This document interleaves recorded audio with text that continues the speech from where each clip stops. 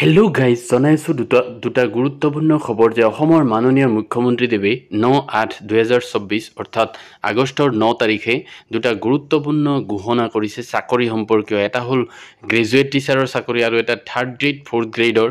তো আপোনালোকে শেষলৈকে ভিডিঅ'টো চাব, তেতিয়া সম্পূৰ্ণ কথাখিনি বুজি পাব। তো বলক ভিডিঅ'টো আৰম্ভ কৰোঁ। স্কুলবিলাকত গ্ৰেজুৱেট টিচাৰ সায়েন্স আছিলে আৰু গ্ৰেজুৱেট টিচাৰ আৰ্টছ আছে।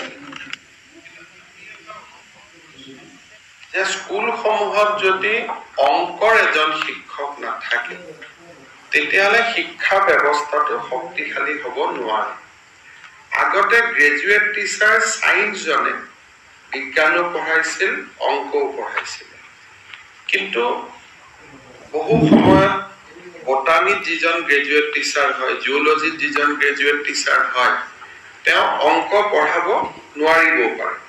সেইকাৰণে আজি আমাৰ কেবিনেটে অসমত গ্ৰেজুৱেট টিচাৰ মেথছ বুলি এটা নতুন শিক্ষকৰ পদ সৃষ্টি কৰিছে।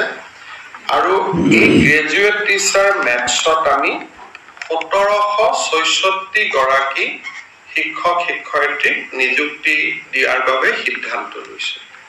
অৰ্থাৎ ইয়াৰ ফলত যিসকলে মেথছত অনাৰ্ছ লৈ বা মেথছত মেজৰ লৈ পাছ কৰিছিল, তেনেকুৱা 1764 জন যুৱক যুৱতী নিয়োগৰ সুবিধাও মুকলি হ'ব আৰু সমান্তৰালভাৱে আমাৰ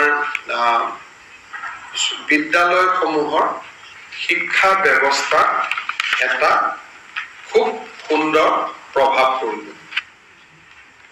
কেবিনেটত আৰু এটা আমি সিদ্ধান্ত লৈছো যে ইমান দিনে আমাৰ 11খন পলিটেকনিক আৰু দুখন ইঞ্জিনিয়াৰিং কলেজ, ইয়াত আমি আউটসোৰ্স হিচাপত 3য় আৰু 4ৰ্থ শ্ৰেণীৰ কৰ্মচাৰীবিলাক লৈ আছিলো।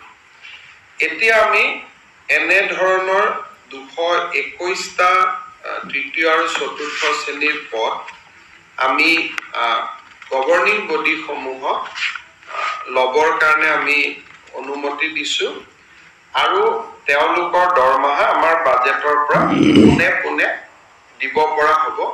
তেওঁলোকে আৰু আমাৰ কোনো আউটসোৰ্সিং কৰিব নালাগে, গভৰ্নিং বডিয়ে নিজে নিজে নিযুক্তি দিব পাৰিব।